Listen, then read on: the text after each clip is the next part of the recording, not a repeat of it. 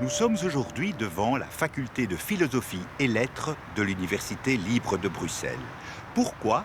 Parce que je vous propose une rencontre avec Lambros Kouloubaritsis. Lambros Kouloubaritsis a été professeur de philosophie de l'Antiquité et du Moyen-Âge pendant des décennies dans cette université. Mais c'est aussi un penseur des enjeux contemporains. Et dans ce cadre, il vient de publier un magnifique essai intitulé « La philosophie face à la question de la complexité ». Je vous propose de m'accompagner chez Lambros Kouloubaritsis.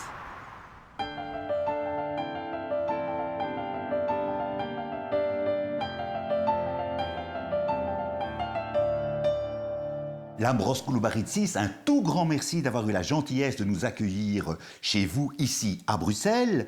Vous venez de publier 2 livres sur la complexité, la philosophie face à la complexité, le grand enjeu du XXIe siècle. Comment est-ce qu'en un parcours aussi passionnant que le vôtre, passe-t-on d'un spécialiste d'Aristote à la question centrale aujourd'hui de la complexité? La première raison, c'est que j'avais fait un parcours dans la philosophie ancienne puis médiévale qui m'a fatigué finalement. J'avais l'impression d'être incapable d'apporter quelque chose de nouveau. Je me suis dit à un certain moment, est-ce que ce n'est pas plus intéressant de s'occuper des choses actuelles?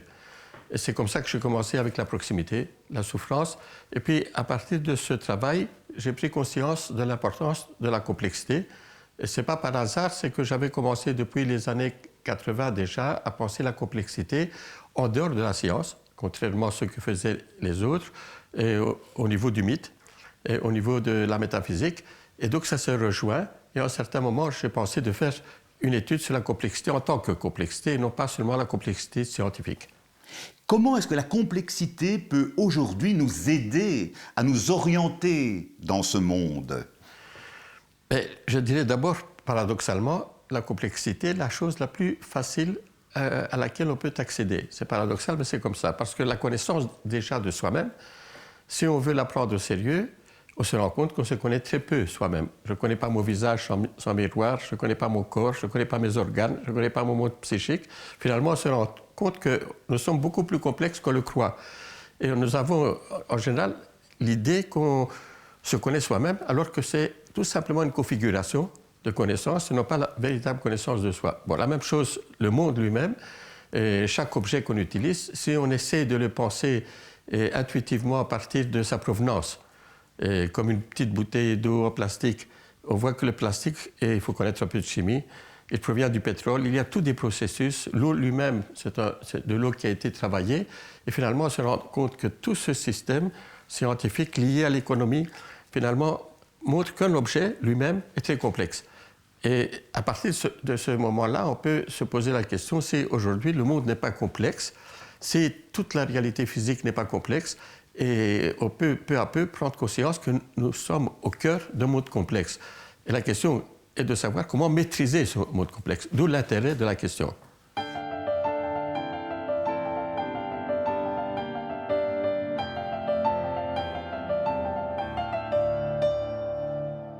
Parce que vous dressez un panorama absolument passionnant de toute l'histoire de la philosophie, de toute l'histoire des sciences au travers de la pensée archaïque, au travers, je dirais, des sciences modernes, et vous aboutissez à un concept que je voudrais bien que vous puissiez, je dirais, élucider, qui est le concept de simplexité.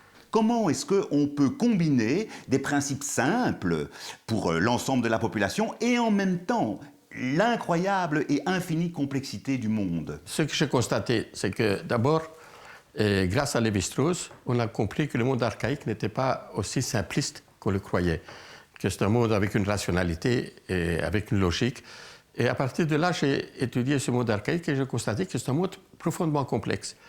Et le paradoxe, c'est que c'est la philosophie grecque qui a simplifié le monde. Avec la science, la logique, elle a simplifié le monde. Le système politique a beaucoup simplifié avec la démocratie. On a simplifié le monde, alors qu'on avait des cités avec différents systèmes politiques. Et je me suis dit, mais c'est assez curieux. On est parti de la complexité, du monde complexe, où le visible et l'invisible était la réalité même, mais un invisible habité par des dieux, des démons, des morts. Et puis on est passé imperceptiblement, en simplifiant, on est passé à 2 moments de simplification presque absolue, qui étaient la physique de Newton, qui est la physique la plus simple, paradoxalement, et qui nous a permis de comprendre le réel. Et ensuite, la logique binaire qui a fait l'informatique, nos ordinateurs. Et je me suis dit, c'est paradoxal, on a simplifié, puis tout à coup, la science moderne découvre la complexité, grâce à la microphysique, visible, invisible, mais différent. D'autre part, la société elle-même garde beaucoup, grâce aux religieux, à cause du religieux, le visible, l'invisible. Et je me suis dit, on est parti de la complexité, on a simplifié, on est revenu à la complexité. Mais la question est de savoir, est-ce que cette simplification était suffisante? Morin a dit que simplifier, c'est quelque part une erreur, d'une certaine façon, dans notre explication du monde. Et cette erreur, il a voulu la corriger. Moi, je suis plutôt d'avis avec certains auteurs américains, ou bien aussi certains Français comme Alain Berthoz, qui a inventé un peu ce mot de simplicité, qu'il faut redécouvrir la simplicité, mais en tenant compte de la complexité. Mais on n'utilise plus le terme simplification ou simplicité, on utilise un nouveau terme qui est simplexité. Moi, j'utilise beaucoup le terme de configurer, parce que le terme de configurer, c'est un peu la simplexité, mais dans le sens où je peux aussi défigurer, je peux réfigurer, je peux transfigurer, donc on peut jouer un peu plus sur des nuances que le terme de simplexité n'aide pas toujours. Mais je crois que le terme de simplexité signifie ceci: nous avons pris conscience de la complexité, il faut à tout prix simplifier, parce que sinon on ne peut pas vivre sans ces simplifications, mais il faut que ces simplifications ne soient pas identifiées au réel, qui tiennent compte de ces complexités, et c'est pour ça que c'est mieux d'utiliser un néologisme, pour mieux faire voir la spécificité de cette simplification nouvelle. C'est un peu ça le sens.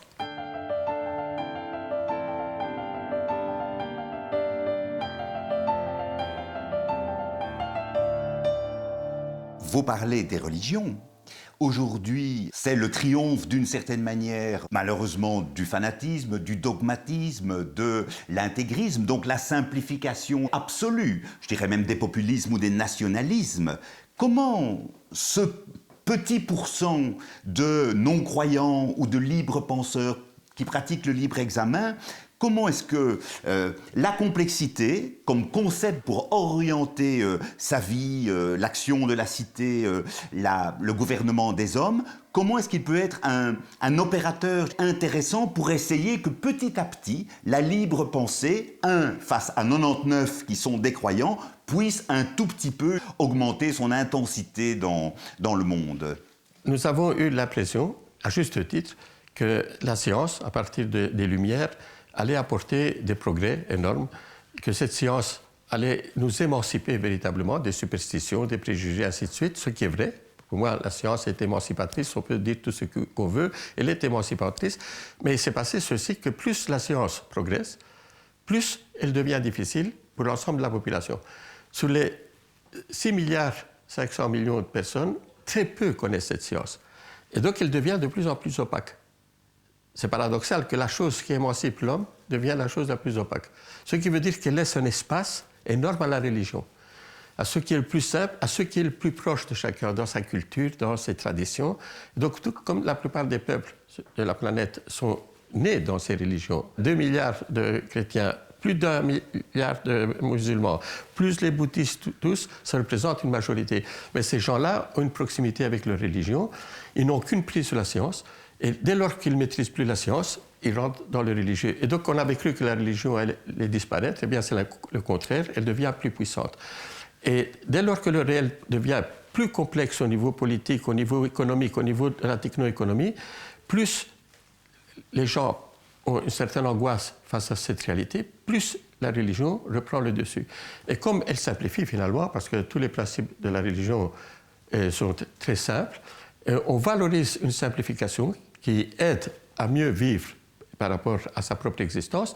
Et là, nous avons tous les paramètres pour créer un fanatisme et un certain dogmatisme au détriment justement de la libre pensée qui était la clé, et non seulement de la science, mais aussi de la victoire de la Révolution américaine, de la Révolution française, de la démocratie, parce que nous avons deux chemins. Un politique qui a été la Révolution française et américaine, et l'autre la science. Bon, ces deux grandes valeurs de nos civilisations subissent d'une certaine façon actuellement une sorte, je ne dis pas de défaite, mais en tout cas une sorte de difficulté. Elles ont une grosse difficulté de s'imposer.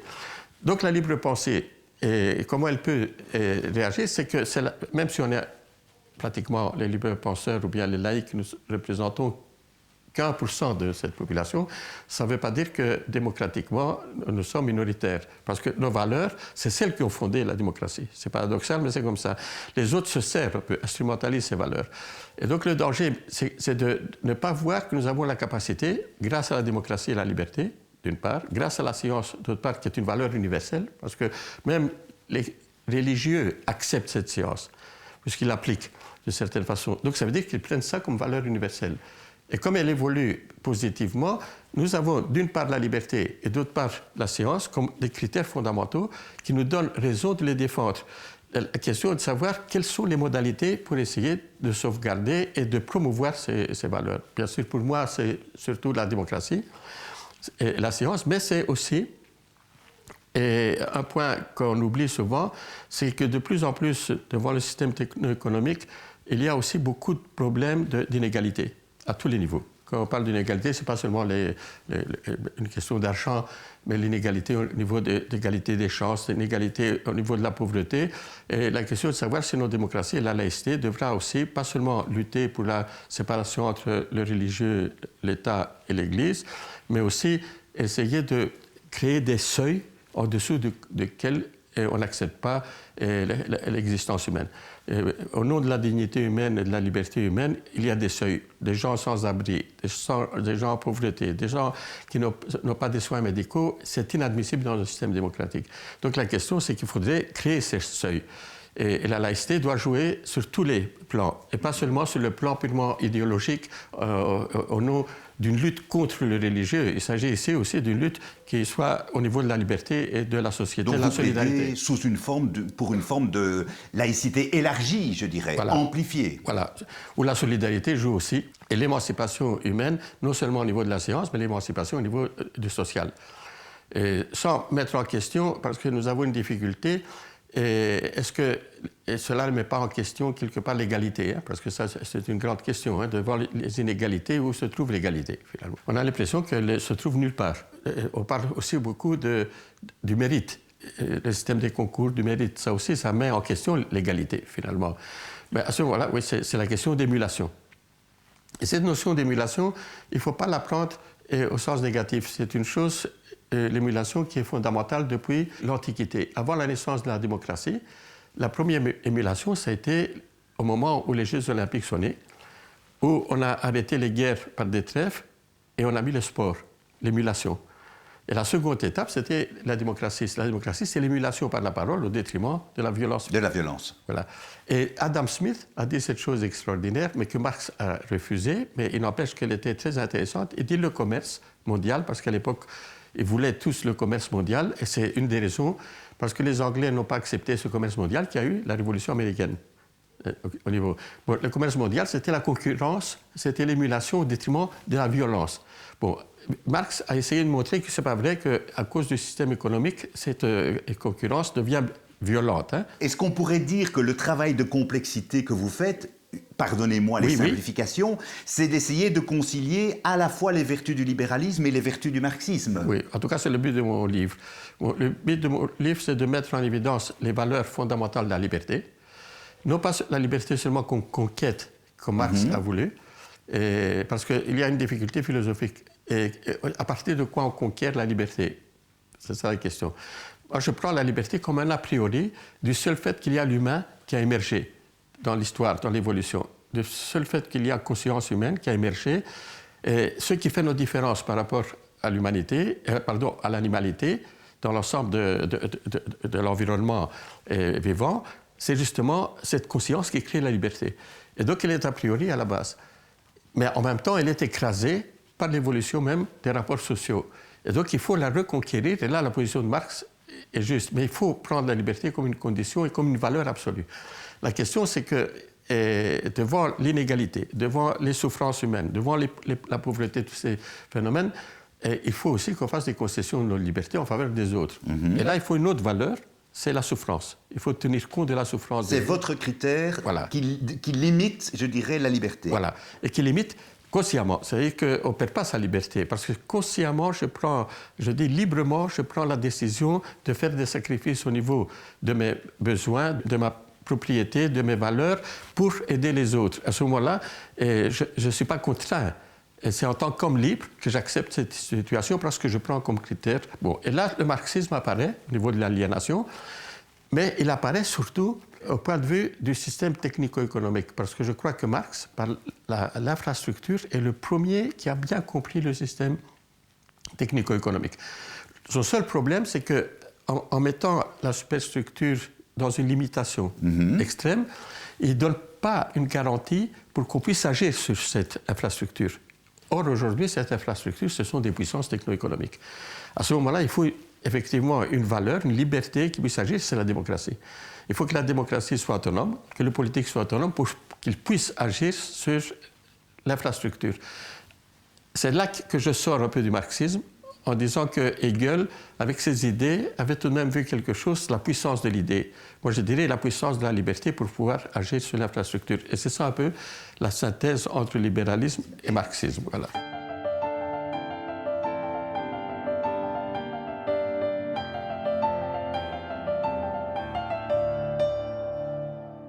Je reviens sur votre hiérarchisation et sur l'universel. Est-ce qu'on peut dire en vous écoutant qu'au fond, il y a du commun dans le genre humain et que cet universel serait, par exemple, la science, sur le plan des théories de la connaissance, serait sur le plan de la liberté, la raison, la démocratie, sur le plan politique. Dans un débat aujourd'hui où beaucoup mettent l'accent sur le respect des autres cultures, sur le respect de la différence, est-ce qu'il y a quand même quelque chose qui est une valeur supérieure, un principe supérieur qui serait l'universalisme et la science et qui ferait que les particularités culturelles propres à chacun, son sexe, sa préférence religieuse, son appartenance régionale seraient secondaires. Est-ce que vous vous retrouvez dans cette hiérarchie-là ou pas? Oui, de certaines façons, oui, mais en partant aussi du fait que j'ai un respect des cultures.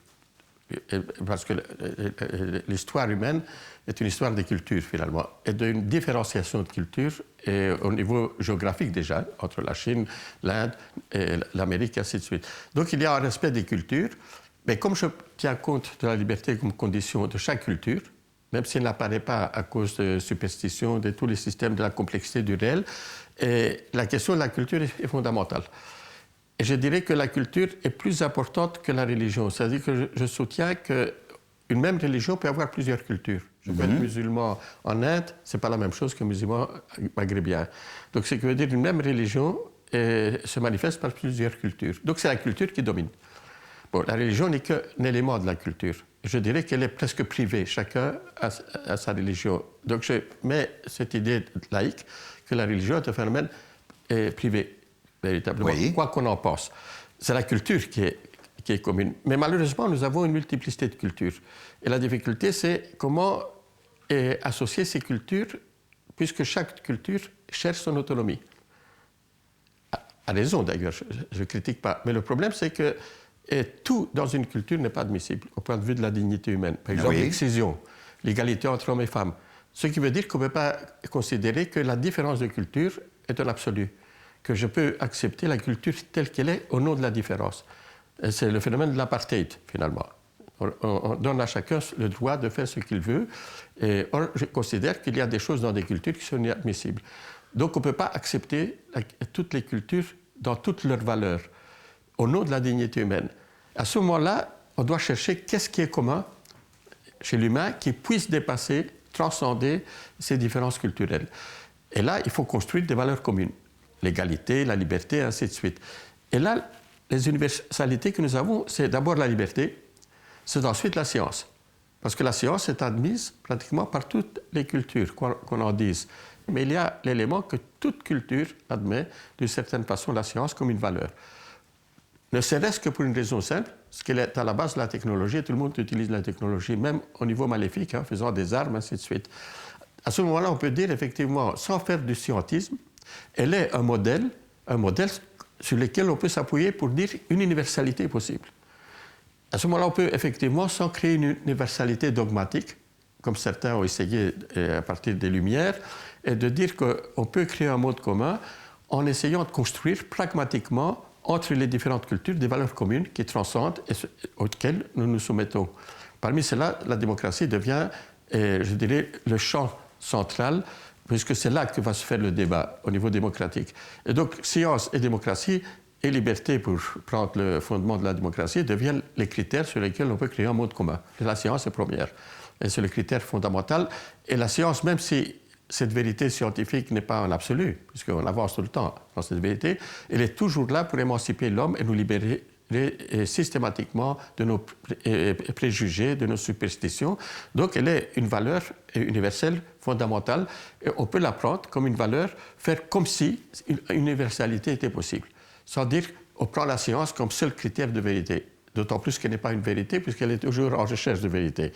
Donc on ne prend pas dogmatiquement la science, mais on dit que la science nous permet de nous libérer justement des puissances techniques qui essaient de s'imposer en instrumentalisant la souffrance humaine au nom de l'argent, hein, au nom d'un profit illégitime ou autre. Donc effectivement, on peut prendre la science. C'est là, je dirais, un peu le fondement originaire de la laïcité d'ailleurs. Hein. C'était que la science était un des critères au détriment du religieux. Oui. Et donc depuis le début, nous avons toujours cela. Mais au fur et à mesure, on a perdu un peu cette valeur de la science. Même chez les laïcs, on ne parle plus beaucoup de cette science émancipatrice. Et probablement parce que dans l'histoire des sciences, finalement, la technique est venue comme un élément perturbateur. Hein. Elle a perturbé un peu cette autonomie. On a cru que la technique dominait la science, l'économie dominait la science. Donc ce sont des puissances qui dirigent la science. Donc on a perdu le caractère émancipateur, alors qu'il est toujours là. Et deuxièmement, c'est parce qu'on en a fait une culture. Beaucoup disent que la science est une culture parmi d'autres. Or, ce n'est pas vrai. On ne peut pas comparer la science, par exemple, avec l'art et la littérature. C'est deux valeurs différentes, mais la science, tout de même, elle est profondément émancipatrice. On peut dire tout ce qu'on veut, mais elle progresse tout le temps. L'art nous apporte un autre type de liberté. Un autre type, et la littérature nous apporte un autre type de liberté, avec beaucoup de fiction, d'ailleurs. Tout à fait. Avec beaucoup de fiction. Donc, on ne peut pas les mettre sur le même plan. Ce ne sont pas des cultures différentes. La science est quelque chose d'absolument autonome.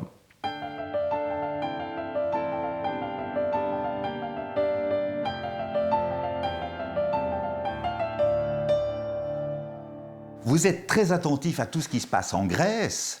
Est-ce que la décision dans la Grèce antique au VIe siècle avant Jésus-Christ, prise par le sage Solon d'effacer la dette grecque de l'époque, peut résonner aujourd'hui chez vous dans l'analyse du rapport, je dirais, entre les obligations prônées par la Commission européenne et la situation de la Grèce moderne? Dans mon histoire de la philosophie, dans plusieurs textes, je fais allusion souvent, bien avant les crises, donc je parle des années 80-90, je parlais toujours de Solon et de cet acte extraordinaire de la suppression des dettes des paysans qui avaient hypothéqué leur corps, finalement, hein, au nom des dettes. Bon. Donc, il a supprimé les dettes. Et donc, c'est un acte historique et majeur. Et je dirais que, probablement, ça doit être l'horizon de beaucoup de choses dans nos sociétés, parce que ce n'est pas seulement les dettes des États, c'est les dettes aussi des gens. La difficulté, c'est qu'à l'époque, le système était simple. C'était simple. Et Solon a pu faire deux actes. Il a fait cet acte d'émancipation politique, mais il avait fait aussi un acte d'émanciper l'ordre politique des dieux. C'est-à-dire que c'est le premier qui a séparé. Il dit les dieux s'occupent de leurs affaires et les hommes des leurs. Là. Donc c'est un acte historique d'autonomie absolue. Et c'est ça qui a donné peu à peu la démocratie. Le problème, c'est qu'aujourd'hui, nous sommes dans un système techno-économique extrêmement complexe, où 60% du système économique est immatériel. Et ce sont les finances. Et cela pose des problèmes énormes, parce que dès lors que les finances sont à la fois présentes et nécessaires, elles pervertissent aussi le système avec des produits toxiques. Et donc ça devient aussi un jeu spéculatif. Et ce n'est pas seulement un système d'investissement. Et nous avons tous profité un peu de ce système, puisqu'on emprunte pour nos maisons. C'est-à-dire que c'est un système qui a valorisé la société. On a pu consommer avant de payer. Bon, c'est tout de même un renversement historique assez important. Donc le monde est très complexe là-dessus. Et la question de l'endettement est plutôt des choix économiques qu'on a fait à un certain moment, qui étaient sans doute justifiés, avec des théories comme celle de Keynes et d'autres. On a dit pour faire des investissements, l'État doit faire des travaux publics, et ainsi de suite. Mais on n'a pas vu que le système est un système sans prévisibilité, un système incertain. Donc ce désir de la Grèce est de supprimer sa dette, ou bien en tout cas, je dirais, c'est une nouvelle position, parce qu'au début, c'était supprimé, et puis bon, c'est plutôt la restructurer. Bon, ça a été la position du gouvernement précédent et maintenant du nouveau gouvernement. Et c'est une bonne idée.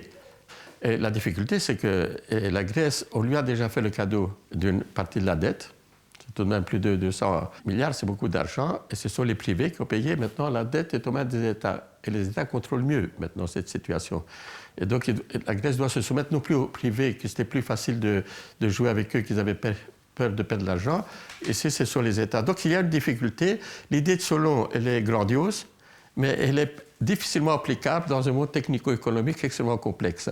Espérons que, en tout cas, ce sera un des horizons futurs pour les pays endettés dans le monde, oui, pour les familles endettées, et parce qu'il faudrait certainement qu'on sorte de ce piège des endettements. C'est pour ça que dans mon livre, à la fin, j'étais assez rapide. J'ai ébauché une idée en disant qu'il faut que les États ne s'endettent plus. Il faut faire en sorte que ce soit le privé qui investisse. Qu'il faut que le privé investisse au lieu de mettre l'argent dans les paradis fiscaux, tout ça, qu'on donne les moyens qu'il y ait un investissement pour que les États gardent leur autonomie économique pour qu'ils puissent faire des choses beaucoup plus positives dans des coopérations pour avancer et non plus avoir une politique systématiquement comment on va payer nos dettes. Parce que c'est là qu'on est rentré maintenant. C'est-à-dire qu'on est soumis dans une aliénation, je dirais, ethnique et non plus individuelle. C'est l'État en entier qui est aliéné finalement. Et ça, c'est peut-être qu'il faudrait changer d'option. Lambros Kouloubaritsis, un tout grand merci pour cet entretien. Et c'est moi qui vous remercie.